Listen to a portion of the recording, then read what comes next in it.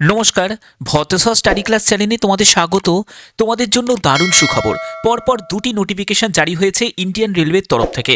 এখানে প্রথম যে নোটিফিকেশনে আপডেটটা দেবো সেটা হলো ইস্টার্ন রেলওয়ের তরফ থেকে, এবং দ্বিতীয় যে নোটিফিকেশন আপডেটটা পাবে সেটা হলো মেট্রো রেলওয়ে কলকাতার তরফ থেকে।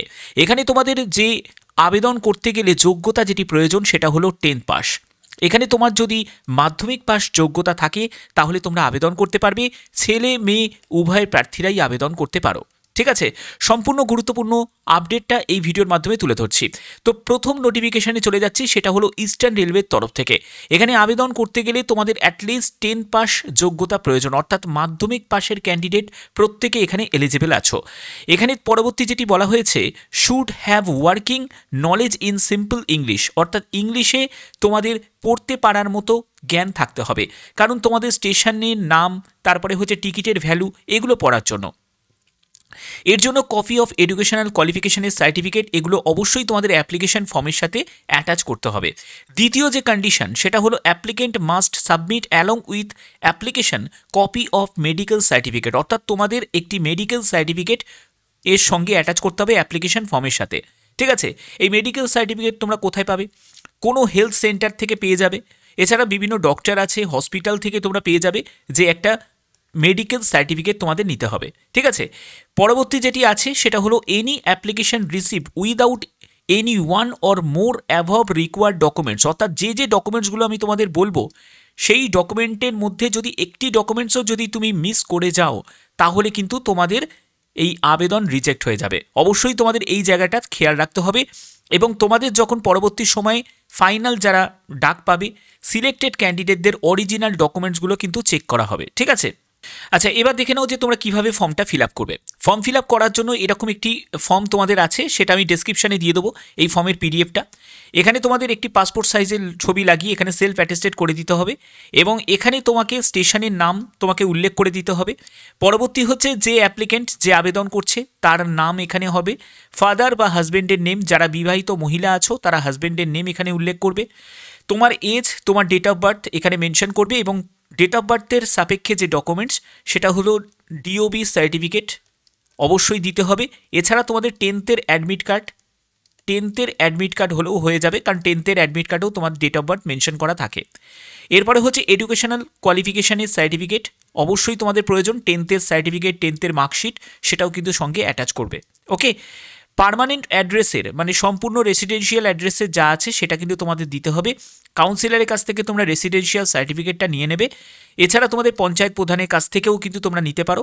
তো সেই সার্টিফিকেট দিচ্ছ এবং তোমার অ্যাড্রেসের সম্পূর্ণ ডিটেলসটা এখানে মেনশন করবে, আপ টু পিনকোড পর্যন্ত কিন্তু দিতে হবে। ওকে, এরপরে হচ্ছে রেজিস্টার্ড মেডিকেল কোনো প্র্যাকটিশনারের কাছ থেকে যে তুমি ফিট অ্যান্ড ফাইন আছো, এই কাজ করার জন্য তুমি যে যোগ্য আছো, এর জন্য তোমাদের মেডিকেল সার্টিফিকেট নিয়ে নিতে হবে, এবং মেডিকেল সার্টিফিকেটটা যে তুমি দিচ্ছ এর জন্য এখানে ইয়েস বলে মেনশন করবে। ওকে, আচ্ছা পরবর্তী হচ্ছে 7 নম্বর, তুমি যদি অন্য কোনো হল স্টেশনে কর্মরত থাকো তাহলে তো তার জন্য তোমাকে ইয়েস করতে হবে, আর যদি না থাকো তাহলে এখানে নো করে দেবে। এরপরে তোমাদের পুলিশ ক্লিয়ারেন্স সার্টিফিকেট সেটা তোমাদের প্রয়োজন, এটা লোকাল পুলিশ স্টেশন থেকে তোমরা পেয়ে যাবে। ডকুমেন্ট হিসাবে তোমাদের যেটা নিয়ে যেতে হবে আধার কার্ড নিয়ে যেতে হবে, আধার কার্ডটা নিয়ে যাবে, আর এই ফর্মটাও নিয়ে যাবে যে এই ফর্মটা তুমি ফিল আপ করছো এর জন্য একটা পুলিশ ক্লিয়ারেন্স সার্টিফিকেট তোমার প্রয়োজন আছে, তারা এই পুলিশ ক্লিয়ারেন্স সার্টিফিকেট তোমাকে দিয়ে দেবে। তো এটাও যে তুমি দিচ্ছ সঙ্গে এখানে ইয়েসটা মেনশন করবে।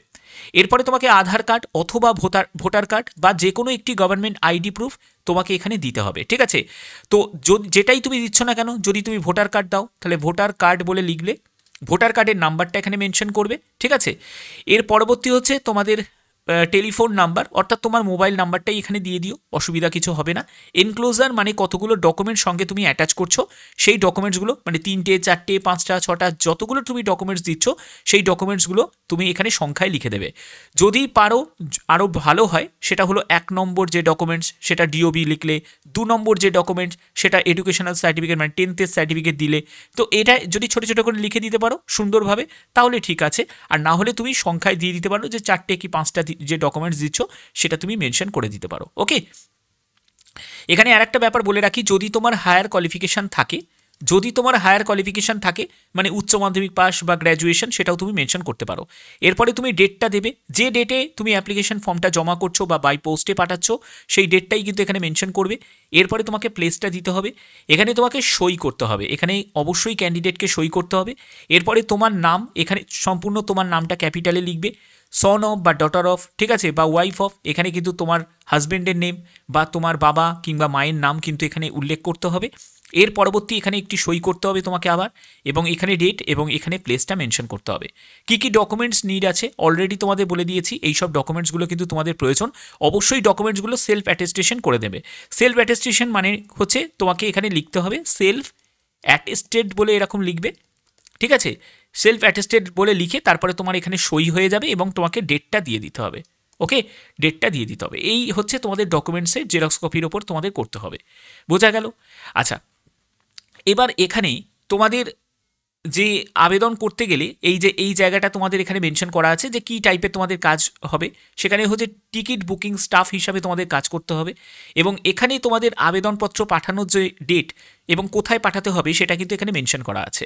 দেখো, the application duly field as per format, এবং সঙ্গে প্রয়োজনীয় যাবতীয় ডকুমেন্টস সেগুলো তোমাদের অ্যাটাচ করে পাঠিয়ে দিতে হবে অ্যাপ্লিকেশন ফর হল্ড কন্ট্রাক্টর, উত্তর রাধানগর অর্থাৎ ইউটিএন হল station to senior divisional commercial manager, room number 44, eastern railway, Sealdah, Kaiser street, Kolkata 7,14,000। এই ঠিকানায় পাঠাতে হবে। পাঠানোর শেষ তারিখ হচ্ছে 23/12/2025। এর মধ্যেই কিন্তু তোমাদের পাঠাতে হবে। বোঝা গেল? তো পাঠানোর জন্য তোমাদের এরকম পাঠাতে হবে। এখানে যে নিয়োগটি করা হচ্ছে সেটা হচ্ছে একটা কন্ট্রাক্ট বেসিসে তোমাদের নিয়োগ করা হচ্ছে। প্রথমে তোমাদের 5 বছর কন্ট্রাক্ট থাকবে, তারপরে আরও 5 বছর, তারপরে তোমাদের 2.5 বছরের একটা আরও এক্সটেন্ড করতে পারে। সেটা কিন্তু স্যাটিসফ্যাক্টরি পারফরমেন্সের ওপর ডিপেন্ড করছে, অর্থাৎ 12.5 বছর তুমি এখানে সার্ভিস করতে পারবে, কিন্তু সেটা সম্পূর্ণ ডিপেন্ড করছে তোমাদের স্যাটিসফ্যাক্টরি পারফরমেন্সের ওপর। ওকে, ব্যাক টু ব্যাক আর একটা নোটিফিকেশান জারি হয়েছে, সেটা তোমাদের দেখাচ্ছি। সেটা হলো মেট্রো রেলের তরফ থেকে। দেখো, মেট্রো রেলের তরফ থেকে 23শে ডিসেম্বর তোমাদের আবেদন শুরু হবে। এখানে আবার অনলাইনে আবেদন করতে হবে, আর 22শে জানুয়ারি 2026 পর্যন্ত আবেদন করতে পারবে, এটা হলো ক্লোজিং ডেট। এবং এখানে মেট্রো রেলওয়ে কলকাতার তরফ থেকে অ্যাপ্রেন্টিসশিপে এই নিয়োগটি করা হচ্ছে, যেখানে তোমাদের অফিসিয়াল ওয়েবসাইটের লিঙ্ক অ্যাক্টিভ হয়ে যাবে। ঠিক আছে, কবে থেকে? 23শে ডিসেম্বর থেকে অ্যাক্টিভ হয়ে যাবে। যারা যারা এর ফর্ম ফিল আপটা দেখতে চাও তারা অবশ্যই কিন্তু কমেন্টে জানাবে, তাহলে আমি তোমাদের form fill up related video আমি প্রোভাইড করব। এখানে কোন কোন কাস্টের জন্য শূন্যপদ থাকবে সেটা হলো ইউআরের জন্য, OBC, SC, ST, ex serviceman, পিডাব্লিউবিডি, প্রত্যেকের ক্যাটাগরির জন্য আলাদাভাবে শূন্যপদ থাকবে। এছাড়া তোমাদের শূন্যপদের স্লটগুলো কিন্তু এখানে দেওয়া আছে, কোন কোন ট্রেডগুলোতে এখানে নিয়োগ করা হচ্ছে সেগুলো কিন্তু এখানে মেনশন করা আছে। ঠিক আছে, এবং এখানে দেখো তোমাদের এজ লিমিট কি প্রয়োজন। এজ হচ্ছে 15 বছর ন্যূনতম, এবং 24 বছর হচ্ছে ম্যাক্সিমাম। তোমাদের এজ হচ্ছে 24 বছর থাকতে হবে। এসসি এসটি যদি হয়ে থাকো 5 বছর ছাড় পাবে, ওবিসিরা যদি হয়ে থাকো তাহলে বয়সে 3 বছর ছাড় পাবে। এছাড়া যারা পিডাব্লিউবিডি ক্যাটাগরি থেকে তোমাদের 10 বছর ছাড় আছে।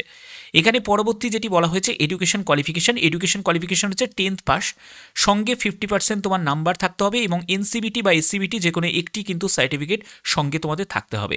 মেডিকেলিভাবে ফিট হতে হবে। ঠিক আছে, অবশ্যই তোমাদের ফিটনেস সার্টিফিকেটেরও প্রয়োজন আছে। এখানেও কিন্তু সিলেকশনের জন্য কোনো রকম রিটিন এক্সাম হবে না, কোনো ইন্টারভিউ কিন্তু তোমাদের হবে না।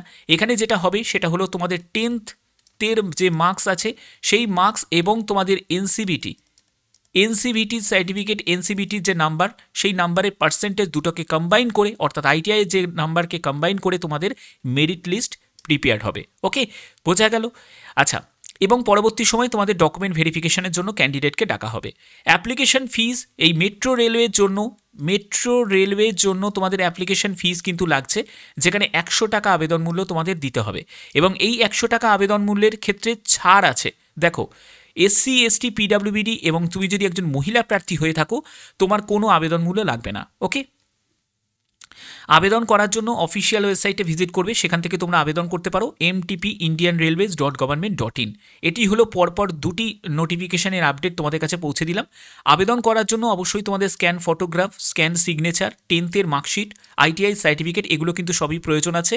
যারা কমিউনিটি থেকে বিলং করছো, এসসি, এসটি, ওবিসি, তাদের জন্য কিন্তু সার্টিফিকেটের ফরম্যাটটা কিন্তু কাস্ট সার্টিফিকেটের ফরম্যাটটা সেটাও কিন্তু তোমাদের রেডি রাখতে হবে। এবং এখানে তোমাদের অবশ্যই দেখো যে তোমাদের যখন গ্রুপ ডির জন্য যখন ভ্যাকেন্সি, তোমরা অনেকেই বলো না যে স্যার অ্যাপ্রেন্টিসশিপ করে কি লাভ আছে।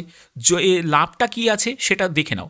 এখানে গ্রুপ ডির জন্য পরবর্তী সময়ে যখন তোমরা এক্সাম বসবে তার ক্ষেত্রে কিন্তু 20% তোমরা দেখতে পাবে ভ্যাকেন্সি, যা ভ্যাকেন্সি বেরোবে, ধরো 10,000 ভ্যাকেন্সি বেরোলো, তার মধ্যে 2,000 ভ্যাকেন্সি CCAA ক্যাটাগরির মধ্যে মানে বুক করা থাকবে, বুক করা থাকবে, অর্থাৎ যারা অ্যাপ্রেন্টিসশিপ করা থাকবে তাদের জন্য বুক করা থাকবে। এবার গ্রুপ ডির ক্ষেত্রে সুবিধাটা কি হবে আর একটা, সেটা হলো তোমাকে পিইটি দিতে হবে না, ফিজিক্যাল এফিসিয়েন্সি টেস্ট, অর্থাৎ তোমার কোনো রান হবে না, তুমি ডাইরেক্ট মেডিকেলে চলে যাবে। তো এই সব সুযোগগুলো থাকবে যদি তোমার অ্যাপ্রেন্টিসশিপ করা থাকে। তো এই হচ্ছে তোমাদের একটা আপডেট, সেটা হচ্ছে মেট্রো রেলওয়ে কলকাতার তরফ থেকে। আর যেটা তোমাদের প্রথমে যে আপডেটটা দিলাম যে হল্ট কন্ট্রাক্টর, এখানের জন্য তোমাদের আবেদন করতে গেলে তোমার ন্যূনতম বয়স হচ্ছে 18 বছর। এখানে হচ্ছে ন্যূনতম বয়স হচ্ছে তোমার 18 বছর আর ম্যাক্সিমাম বয়স হচ্ছে 40 বছর। ঠিক আছে, যে কোনো এজের প্রার্থীরাই কিন্তু আবেদন করতে পারে। এবং এখানে যে নিয়োগটা করা হচ্ছে সেটা হলো উত্তর রাধানগর অর্থাৎ ইউটিএন যে হল স্টেশন, সেখানে হল্ট কন্ট্রাক্টরে এই নিয়োগটি করা হচ্ছে ইস্টার্ন রেলওয়ে শিয়ালদার তরফ থেকে। যদি আবেদন করতে চাও তোমাদের অবশ্যই কিন্তু ভালো করে একবার নোটিশটা দেখে নিতে হবে। এবং এখানে দেখো ডেট অফ সাবমিশন কিন্তু এখানে দেয়াই আছে, কাইজার স্ট্রিট কলকাতা 7,14,000 এবং আবেদনের শেষ তারিখ হচ্ছে 23শে ডিসেম্বর 2025 ইস্টার্ন রেলওয়ের তরফ থেকে যে বিজ্ঞপ্তি জারি হয়েছে। এটা কিন্তু অফিসিয়াল ওয়েবসাইট, সেটা হলো এইটা eastern railway Indian railways .gov.in এর অফিসিয়াল ওয়েবসাইটেই তোমরা পেয়ে যাবে। অলরেডি তোমাদের ঠিকানাটা আমি বলে দিয়েছি কোন ঠিকানাটা। এবং অবশ্যই কিন্তু যে ক্যান্ডিডেট আবেদন করবে তাদেরকে এই হল স্টেশনের তোমাদের নিয়ারেস্ট তোমাদের বাসিন্দা হতে হবে, তারাই কিন্তু আবেদন করতে পারবে। যারা অন্য জেলা থেকে বিলং করছো তারা অবশ্যই কিন্তু তোমার